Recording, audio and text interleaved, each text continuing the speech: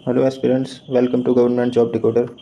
आज मैं बात करूंगा Damodar valley corporation JE exam की, जो कि संभावना है कि ये एग्ज़ाम 15 डेज़ के अंदर कंडक्ट हो जाएगा और may be between the mid week of July.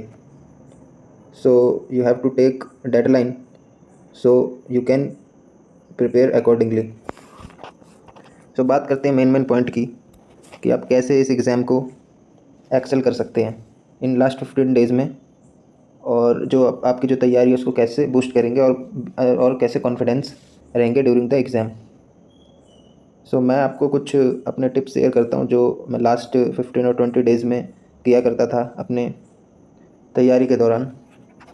So just I share my experience to you.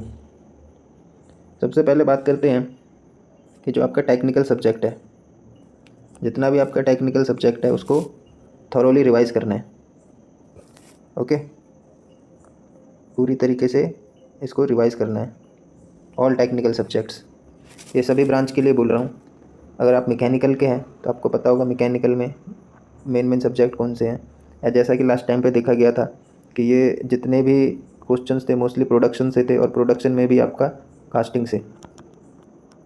सो आपको प्रिपेयर्ड होना पड़ेगा हर तरीके से कि जितना भी आपका सब्जेक्ट है उसको अच्छे से रिवाइज़ करें, ताकि कोई से भी सब्जेक्ट से क्वेश्चन आए तो आप इजीली अटेम्प्ट कर सकते हैं क्वेश्चन। फिर बात करूँगा नॉन टेक की। फर्स्ट ऑफ ऑल तो ये जो आपका टेक्निकल सब्जेक्ट है यही आपका मेन रहेगा डिसाइडर, क्योंकि ये 70 नंबर का है, 70 मार्क्स का रहेगा।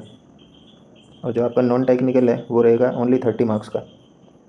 तो इस 70 मार्क्स में से कम आपको 60 नंबर या 55 नंबर के अंदर तो लाना ही पड़ेगा, तभी आप उधर भी जाके जो आपका नॉन टेक्निकल है उसमें अगर आप 20 to 25 भी स्कोर करते हैं तो आप 80 तक पहुँच पाएंगे। सो उसके लिए क्या करना है, जस्ट आपको सिलेबस से स्टिक रहना है। जैसा कि ऐसे इधर मैंने लिखा है, स्टिक विद द सिलेबस। ज़्यादा सोचना नहीं है कि लास्ट टाइम पे किस तरीके का पेपर आया था, इस टाइम किस टाइप का आएगा। जो आपको सिलेबस में दिया गया है आप उसी को रिवाइज़ करिए जितना हो सके। Revision is most important thing. आप रिवीजन के बाद कोई से भी बुक से आप क्वेश्चंस लगा सकते हैं या मॉक टेस्ट दे सकते हैं। ठीक है, बात करते हैं फिर नॉन टेक्निकल की। तो उसमें आपका जो करंट अफेयर्स है वो इम्पोर्टेंट रहेगा। करंट अफेयर मैंने अपने चैनल पे 3 मंथ्स का डाल रखा है, जनवरी फरवरी मार्च का, तो आप वहाँ से जाके देख सकते हैं। और अगर आपका कमेंट आता है तो मैं 3 महीने का और कंबाइंड करके डाल दूँगा।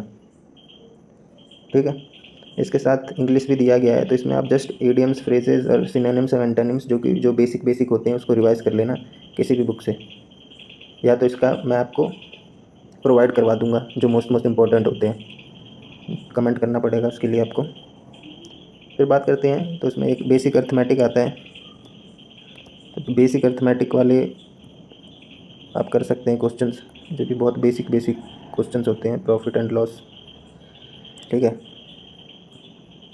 Time and work, speed and distance, आपका ये कवर हो जाए। तो आपको सिर्फ ज़रूरत है सिलेबस को कवर करने का। Just follow the syllabus, revise and do the MCQs with your favorite books, or maybe any mock test from any channel, may be text book से भी आप लगा सकते हैं। सो एक तो ये रहा एक सिंपल सा पैटर्न जो कि फॉलो करते हैं हम जस्ट लास्ट 15-20 डेज़, क्योंकि जो आपका रिवीजन है वही मोस्ट इम्पॉर्टेंट थिंग रहता है। ओके, तो ये मैं उन बच्चों के लिए बोल रहा हूँ जो पहले से तैयारी करते हुए आ रहे हैं और उनका सिलेबस ऑलरेडी कवर्ड हो चुका है, जस्ट उनको रिवाइज़ करना है। अगर आपको टेक्निकल चाहे बाकी सब सब्जेक्ट्स के भी कुछ नोट्स वगैरह चाहिए या इस पे वीडियोस चाहिए पर्टिकुलर ऑल टेक्निकल सब्जेक्ट्स को रिवाइज़ कराने के लिए, तो आप कमेंट कर सकते हैं, मैं इस सारे को रिवाइज़ करवा दूँगा।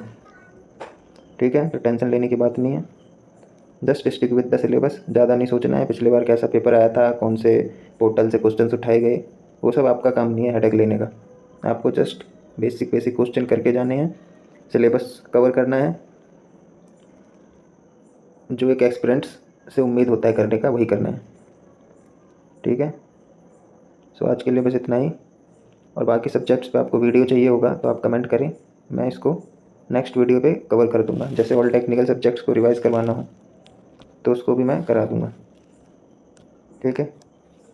उसके लिए बस आप कमेंट कर दो, हो जाएगा आपका। करंट अफेयर 3 महीने का करवा चुका है, 3 महीने का और डाल दूंगा, ठीक है। ईडियम्स फ्रेज इसमें जो जो इम्पोर्टेंट होते हैं इसका भी करवा दिया जाएगा। सो आपको जस्ट कमेंट करना है, ठीक है। आपका ऑल सब्जेक्ट्स कवर हो जाएगा। तो आज के लिए बस इतना ही। Thank you. जय हिंद।